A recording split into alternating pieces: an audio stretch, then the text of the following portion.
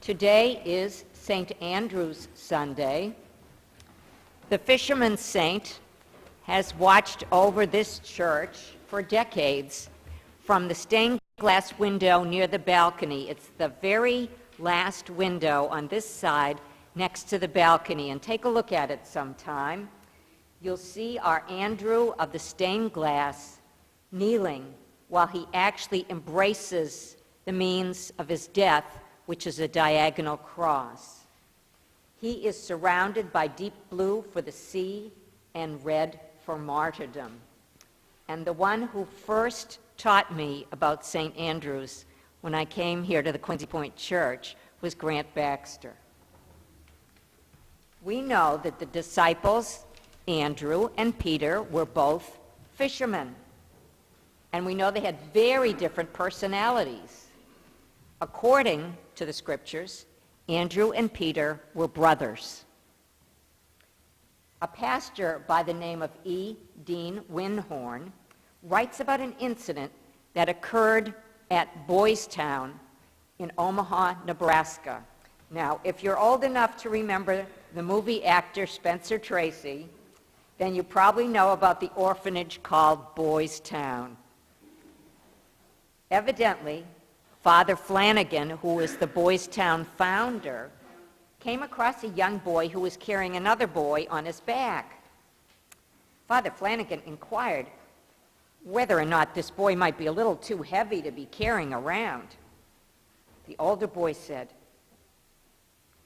"Oh no, Father, he's not heavy. He's my brother." The boy's comment speaks of the care and devotion between the two boys. Winhorn writes, "The gospel today tells us about two brothers who were a team. One was a leader, a man filled with charisma, the one we call Peter. When Peter spoke, people listened. The other brother is Andrew. While Peter got a lot of headlines in the Gospels, Andrew doesn't really get any headlines. He apparently was one of John the Baptist's followers. When John pointed to Jesus as the Lamb of God, Andrew spent the day with Jesus, and he came away convinced that this man was the promised Messiah.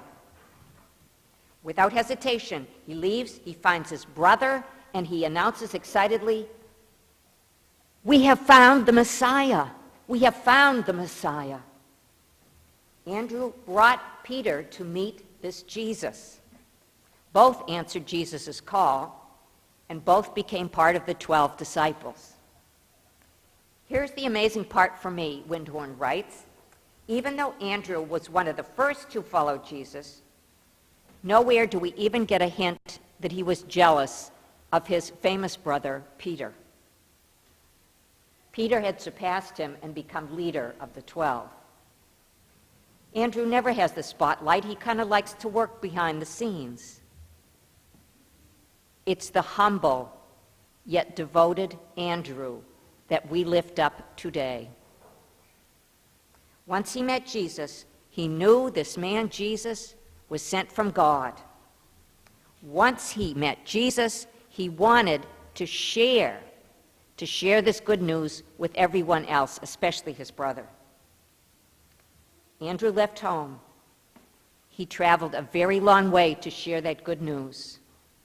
He preached in Asia Minor, in Scythia, along the Black Sea, as far as the Volga.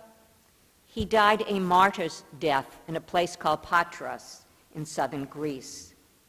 It's the humble Andrew, the generous Andrew, the brave Andrew we remember today. Now, when Jesus meets the disciples of John, he doesn't begin the conversation with the usual pleasantries. "Hello, how are you? How's it going? What about those patriots?" No, Jesus opens with a very personal and really a profound question. He says, "What do you seek?" What do you seek? What are you truly looking for in life? What are you searching for? Now, the Advent season, which begins today, is a season for seekers, for searchers. The biblical folks at the time of Jesus were seeking the Messiah. Now, at that time, they thought of the Messiah as God's anointed who would drive the Romans out of Israel, establish a reign of justice and peace. So Advent's a time for searchers. You know, we're all looking for something. Some want security and contentment. Some go after fame and power and excitement. Some want to be able to say they have more Twitter followers than anybody else in the world. But all of us want our lives to mean something. We want to do something or say something that matters in the world. We want our lives to be worthwhile. Jesus shows us it's not always the rich and the powerful and the famous who make a lasting impact for good in our world. Sometimes it is the little ones, the humble ones, the poor ones, the ordinary ones who do something or say something or give something that sets an example and does make a profound impact, a difference for good in our world. I wanted to share a story that Lois McDonald sent to me about a little girl who was a seeker. What she sought was simply to go to Sunday school. But because of her appearance and her poverty, she had been turned away. To me, this was a child who lived in the spirit of St. Andrew, wanting to give everybody the chance to come and meet Jesus by attending Sunday school. So this is the story that Lois sent me.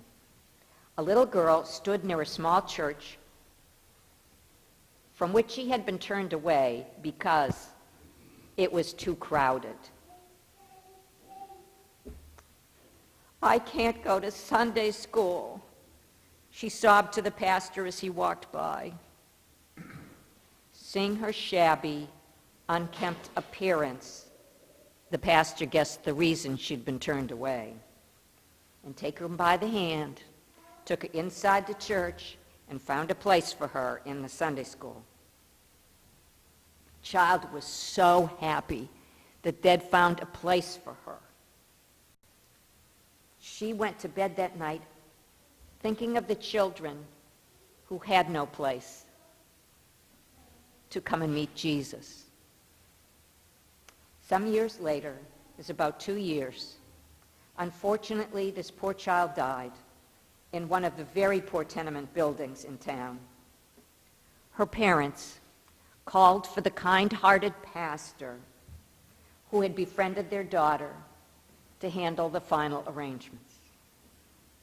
As her poor little body was being moved, a worn and crumpled little red purse was found, which seemed to have been rummaged from some trash dump. Inside, there was 57 cents and a note scribbled in childish handwriting. It read, "This is to help build the little church bigger so more children can go to Sunday school." For 2 years, she had saved for this offering of love. When the pastor tearfully read the note, he knew instantly what he needed to do. Carrying this note in the cracked red pocketbook to the pulpit, he told the story to his congregation of her unselfish love and devotion. He challenged his deacons to get busy and raise enough money for that larger building. But the story doesn't end there. A newspaper learned of this story and published it. It was read by a wealthy realtor who offered the church a parcel of land, and it was worth a great deal. When told that the church couldn't pay so much, he offered to sell it to that little church for 57 cents. So church members then made large donations. Checks came in from far and wide. Within 5 years, that little girl's gift had increased to $250,000. Now, that was a huge sum of money for that time. That was near the turn of the century, near 1900. $250,000. Her unselfish love had paid huge difference, large dividends. So, when you are in the city of Philadelphia, look up the Temple Baptist Church with a seating capacity of over 3,000. And when you're there, be sure to visit Temple University, where thousands of students are educated. Have a look, too, at the Good Samaritan's Hospital and at a Sunday school building where hundreds of beautiful children, built so that no child in the area will need to be left outside during Sunday school time. In one of the rooms of the building can be seen the picture of the sweet face of that little girl whose 57 cents so sacrificially saved made such remarkable history. What did she seek in her life? To experience the love of God in Sunday school. To make sure that there was room for every child in that Sunday school and in church. I say she lived in the spirit of St. Andrew. I'd say her love, her generosity, her faith made a huge difference in the world. Now, Andrew brought his brother Peter to meet Jesus. He was humble, he was faithful, and in the end, he was truly brave. He was never the upfront leader. Andrew worked kind of behind the scenes. But we're grateful to have this humble, generous, brave Andrew watching over us every single Sunday morning. As we search, and we all do, during the Advent season, we may indeed encounter God, but perhaps not in the way the world would expect. It doesn't have to be big and dramatic to be divine. A messenger in a manger. An impoverished child who started something that brought Christian education and higher education and healing to countless people in Philadelphia. A humble saint who never sought the spotlight, remembered for his faithfulness for generations and generations. May his spirit be with us, the spirit of St. Andrew, as we travel toward Bethlehem together.